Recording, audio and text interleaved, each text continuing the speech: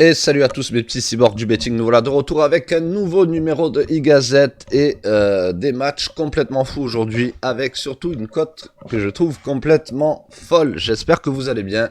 N'hésitez pas à vous abonner si vous kiffez les émissions, vous tapez sur la petite cloche à côté du bouton s'abonner pour recevoir une notification à chaque nouvelle vidéo et vous lâchez un pouce bleu bordel de merde et aussi un petit commentaire. Pourquoi le commentaire? Ça vous permettra de participer au tirage au sort pour gagner un abonnement à 150 € chaque fin de mois sur la vidéo la plus commentée du mois. Alors, on va faire quasiment que les femmes aujourd'hui, simplement juste une petite prévention sur un match masculin et on va commencer et faire vraiment une gazette assez flash parce que les matchs sont bientôt et la vidéo est un peu tard. Mais bon voilà, ça fait 2 jours de vidéo.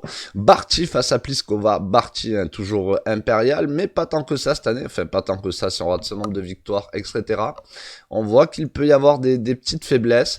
Caro Pliskova, vraiment pas impérial en début d'année, mais si vous l'avez regardé jouer dernièrement, et même face à Korpatch, elle s'est quand même très très bien repris. On voit qu'elle a l'envie, elle a dit qu'elle avait l'envie.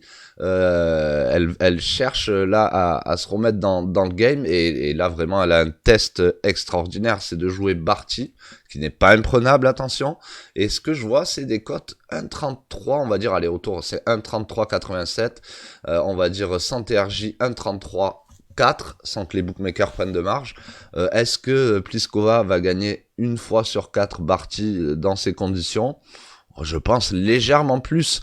Question et niveau de variance. Si on doit prendre et miser que Pliskova accroche ce match, mieux vaut-il jouer peut-être un set gagnant à 2,10 plutôt que de jouer la victoire sèche à 3,90. Alors attention, je pense que dans les deux, de toute façon, le ROI pourcentage sur le long terme sera quasi équivalent. Simplement, vous aurez plus de variance. Maintenant, est-ce qu'on peut regarder le TRJ de 97,3% sur le match sec et on a un TRJ de 97,2% sur le set gagné. Donc finalement, pas trop de désavantages à cause du TRJ.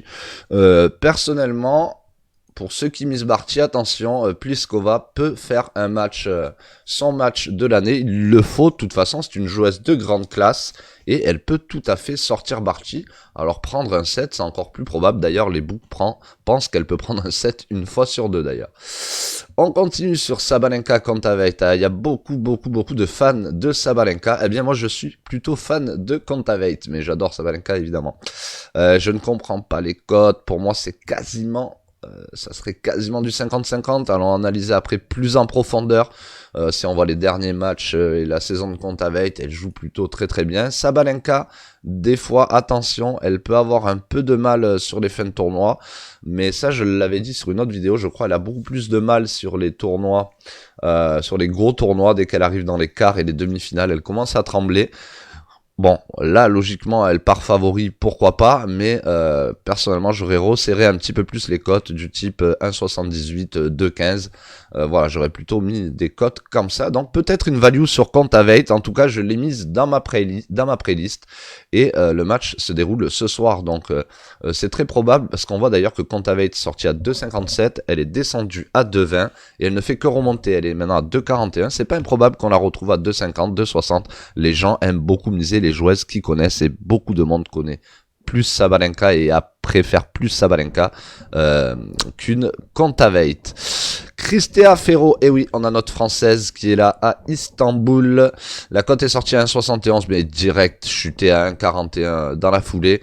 Donc on peut dire que la cote est sortie autour des 1,40. Elle commence à remonter à 1,44. On voit que sans TRJ, donc je vous avais montré un cas d'école sur le Discord, donc du 1,53. Là on voit que le TRJ c'est plutôt du 1,45, 3,30. Donc on a, je pense que le book prend légèrement de la marge sur Cristea, ce qui est étonnant.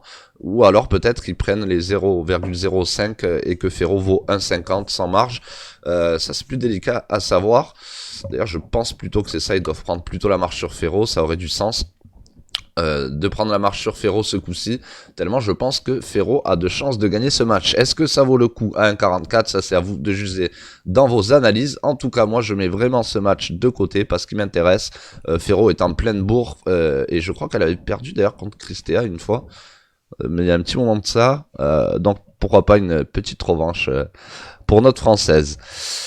Un match masculin, Sinner face à Roublev, match ultra équilibré, 1,76, 2,20. Bon, c'est un petit peu les codes que j'aurais mis pour Sabalenka contre Taveit d'ailleurs.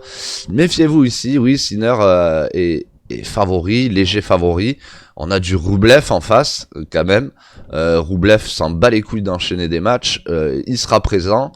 Pour moi, vraiment, ça aurait été un 50-50 tout pile. J'aurais mis du 1,92, 1,92 ici. Donc peut-être une petite value sur Roublev. Mais attention quand même, il enchaîne des matchs. Et bon, voilà, le gars ne va pas être en forme toute sa vie. Mais bon, jusqu'à présent, il arrive à le faire. Personnellement, je vous dis depuis tout le temps, quand les cotes sont équilibrés, les books, c'est facile pour eux de coter ça. Donc c'est très facile ici pour eux de mettre 1,80, 2,20 et de pas perdre de l'argent sur le long terme et que les parieurs n'en gagnent pas. Donc méfiez-vous, moi personnellement c'est un match que j'ai mis dans ma playlist simplement si Roublev monte encore, il est à 2,20, mais je pense que si Roublev commence à monter à 2,25, 2,30, je vais forcément le prendre, même 2,20 déjà. Je suis à deux doigts de me décider de le prendre. Mais bon, je vais attendre un petit peu, ça reste quand même des matchs très complexes à analyser, un Roublev-Sinner. Et enfin, pour terminer, Mertens face à Siniakova. Pour moi, il n'y a pas de doute, Mertens remportera ce match, il n'y a pas de doute. Je pense qu'elle le remportera à peu près comme les cotes le disent, 5 fois sur 6. Ceci dit, je sais qu'elle a perdu un set face à Golubic le match d'avant. Malheureusement, j'ai pas pu voir le match, celui-ci. Mais j'aime bien de temps en temps, si je pense que la joueuse techniquement va passer, prendre plutôt le 2-0 si elle a perdu un set avant. Alors ça ne change rien parce que finalement sur ce match, les dés sont rejetés. Mais la loi des grands nombres, des fois il fait quelque chose, même dans la tête des joueuses, quand elles ont déjà perdu un set, elle veut pas en perdre un deuxième, elle est tout de même ultra favorite face à Siniakova, et elle risque quand même de lui mettre la plupart du temps 2-0.